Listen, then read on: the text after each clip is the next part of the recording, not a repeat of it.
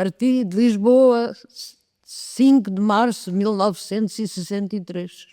Na estação de Santa Apolónia é que seguimos até Paris. Quando lá chegamos, eu só me lembro que foi muito difícil, porque o comboio não tinha comodidades nenhumas. Estava cheio de gente. Chegámos à Gare de Paris, era meia-noite, quase 1 da manhã, era para termos chegado às 10 horas. Chegámos lá, já passava da meia-noite e bem. O marido já tinha abalado primeiro, já estava a trabalhar e já tinha um quarto arrendado numa pensão quando eu chegasse, e fui com o meu pai. Fui com passaporte de turista, porque o meu pai tinha feito a tropa com o governador civil de Évora nessa altura. E os passaportes eram muito difíceis, mesmo até de turistas, e nós sabíamos, toda a gente sabia que tínhamos aqui uma vida que não tínhamos vida para turista, nem para ir passear para Paris. Mas como o meu pai tinha feito a tropa com o senhor governador civil e fez-lhe o pedido para os passaportes, e ele disse, está bem, Manel, passo-te o passaporte para ti e para a tua filha. Quando lá cheguei, só dizia merci, mais nada, fiquei sentado, depois não fui logo trabalhar, claro. O marido ia para o trabalho e eu ficava no quarto da pensão e vinha à janela ver as pessoas a passar, porque era em Levallois-Perret. E eu ouvia-os falar na rua e dizia assim na minha cabeça, ai meu Deus, mas como é que eu consigo perceber isto? Mas arranjei uma maneira boa de começar a aprender sozinha, como gosto muito de ler. Comprava revistas com fotonovelas e olhava para a imagem e tentava ler e perceber da pré-imagem, e assim é que eu comecei a aprender as primeiras coisas. Lembro-me que ia ao mercado fazer as compritas para comer, como não percebia nada do dinheiro, qualquer coisa que eu comprava, tinha medo de não dar a conta do dinheiro, dava uma nota sempre. Tinha uma carteira cheia só de moedas, tanta moeda do troco, não sabia contar o dinheiro, então eu dava-lhe uma nota. Depois o que é que acontece? Engravidei a seguir. Como não falava praticamente nada de francês, a não ser meia dúzia de palavras, não podia trabalhar. E depois, como menino, não podia pagar uma creche porque era muito cara. E fiquei em casa os primeiros 4 anos, não trabalhei. Com 4 anos, depois meti-o na escolinha e arranjei uma casa para trabalhar todas as manhãs, declarada à Segurança Social. E fazia 5 manhãs, de segunda a sábado. A vida começou a melhorar. E depois arranjei mais 3 tardes noutra casa ali ao pé de mim, fazer limpezas.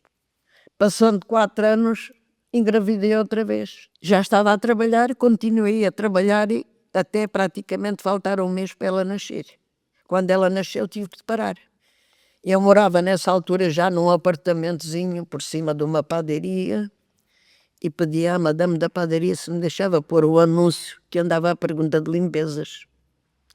Lembra-me que pus lá aquele anúncio na vitrina à quinta-feira e na sexta-feira estavam a tocar a campainha. Eu venho à porta, era um senhor,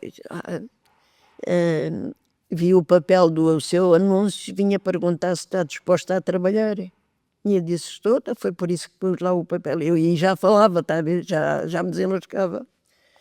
Se eu pus lá o papel é porque eu preciso mesmo e quero trabalhar. Então amanhã vai ter com a Madame Bertrand para combinarem. E quando diga assim, eu passava muitas vezes em frente daquela casa e parava a olhar. Disse, mas que linda casa, parece um castelo em Ponte Pequeno, com um jardim enorme à frente, grande. E quando vou achar o 35, é precisamente aquela casa. E ai meu Deus, quem é que me dizia que eu vinha parar aqui? A minha preocupação logo foi tanta janela com tantos vidros, com 20 por 20. Digo, é só limpar estes vidros todos. Mas pronto, é preciso. E disse-me assim, então quanto é que quer ganhar de hora? Naquela altura toda a gente ganhava 3,50 ou máximo 4 francos à hora. Então é assim, dou-lhe 6 francos para começar. E se gostares do seu trabalho, aumenta.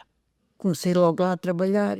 Entregou-me o molho das chaves da casa, guardei aquelas chaves na minha carteira 16 anos. E ao fim de ano e meio de lá trabalhar, naquele dia, cheguei lá e o carro estava lá. E virei-me e disse-me ela assim, Jani, Vai, diga, madame, tenho uma surpresa para si. Diga até o que é. Lá nas lojas tenho uma empregada que vai casar, a Yolanda vai casar e vai morar para a Bretanha. E aquele lugar é para si. E disse, madame, mas eu não sei se sou capaz de... É.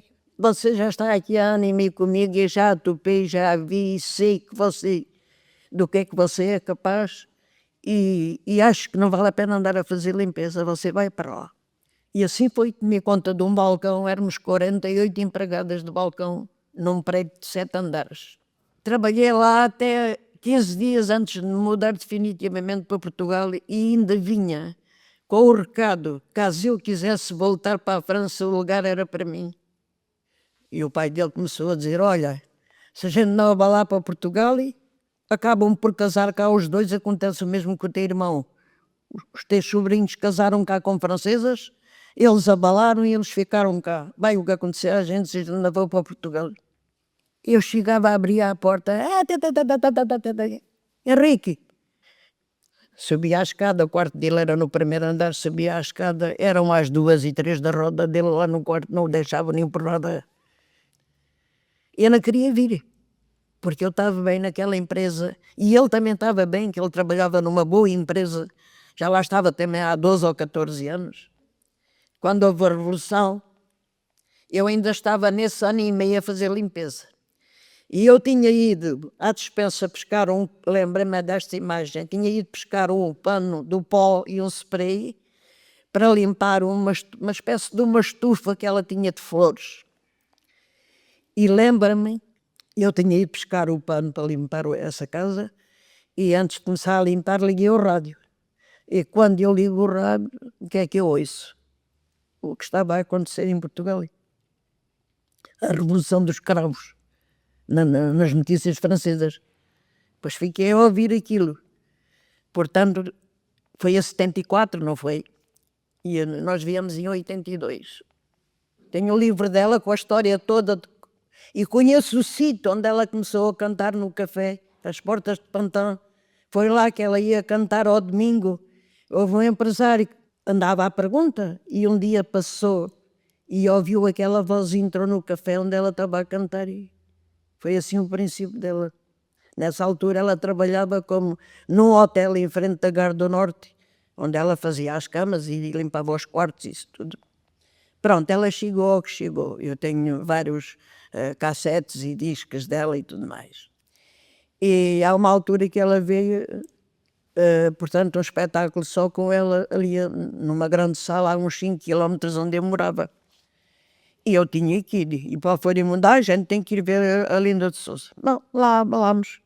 Chegámos lá, a casa estava cheinha de portugueses, mas também muitos franceses. E ela, havia a porta que ia para... Via-se um corredor e a porta, e ela estava no camarim. E eu digo assim, ai meu Deus, eu tenho que falar com ela. Como é que eu vou fazer? Eu fui furando, aquilo era um objeto de gente. Furando, cheguei à frente, mesmo à porta, ao segurança, e disse-lhe assim, olha, em francês, claro, eu ainda sou da família dela, eu adorava vê-la. E ele disse-me, então vai, entre lá. Entrei, é a segunda porta à esquerda, é onde ela está. Fui ter com ela a esse gabinete onde ela estava a vestir e coisa. E ela mandou-me sentar e tivemos um bocado a falar da vida dela e disse tudo. E eu adorei e disse-lhe assim, olha, que eu tive que mentir, dizer que era da sua família para me deixarem entrar. E ela ria.